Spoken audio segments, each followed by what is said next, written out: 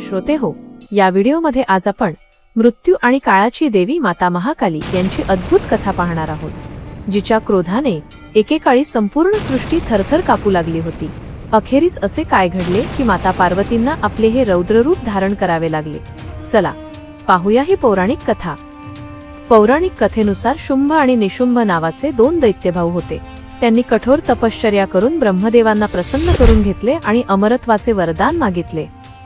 पण सृष्टीच्या नियमांनुसार अमरत्व देणे शक्य नसल्याने ब्रह्मदेवांनी त्यांना असा वर दिला की कोणत्याही जातीचा नर, तो मनुष्य असो, पशु पक्षी असो, देव किंवा असुर असो, तुम्हाला मारू शकणार नाही। या वरदानामुळे शुंभ आणि निशुंभ अत्यंत अहंकारी व अत्याचारी बनले।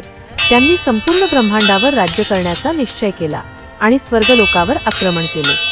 वरदानामुळे देवताही त्यांच्यापुढे टिकू शकत नव्हत्या।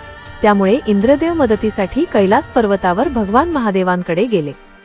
इंद्रदेवांचा शोध घेत चंड आणि मुंड हे शुंभ निशुंभाचे दोन सेवक कैलासावर पोहोचले।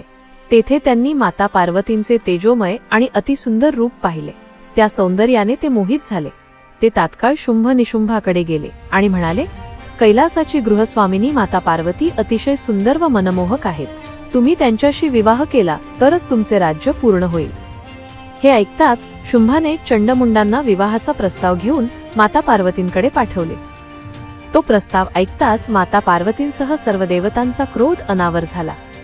रागाने माता पार्वतींनी त्या दोन्ही असुरांना तेथून हाकलून दिले। हे समजताच शुंभ निशुंभाने कैलास पर्वतावर आक्रमण केले। माता पार्वती व इतर देवतांकडे वाईट नजरेने पाहणाऱ्या त्या असुरांविरुद्ध सर्व देवतांनी एकत्र येऊन लढा दिला। पण वरदानामुळे दैत्य अधिक बलवान ठरले। पराभव जवळ येत असल्याचे पाहून चंडमुंड इतर देवींकडे वाईट नजरेने पाहू लागले आणि अपशब्द बोलू लागले। ते अभद्र शब्द ऐकताच माता पार्वतींचा क्रोध अनावर झाला आणि त्यांनी आपले महाकाली रूप धारण केले। क्षणातच त्यांनी आपल्या शस्त्रांनी चंडमुंडांचे शिरच्छेद केले आणि त्यांच्या मुंडांची माळ आपल्या गळ्यात परिधान केली। त्यावेळी माता लक्ष्मी म्हणाल्या, चंडमुंडांचा संहार करणारी तू आता चामुंडा या नावाने पूजली जाशील। सर्व देवी देवतांनी हात जोडून माता महाकालींना नमन केले।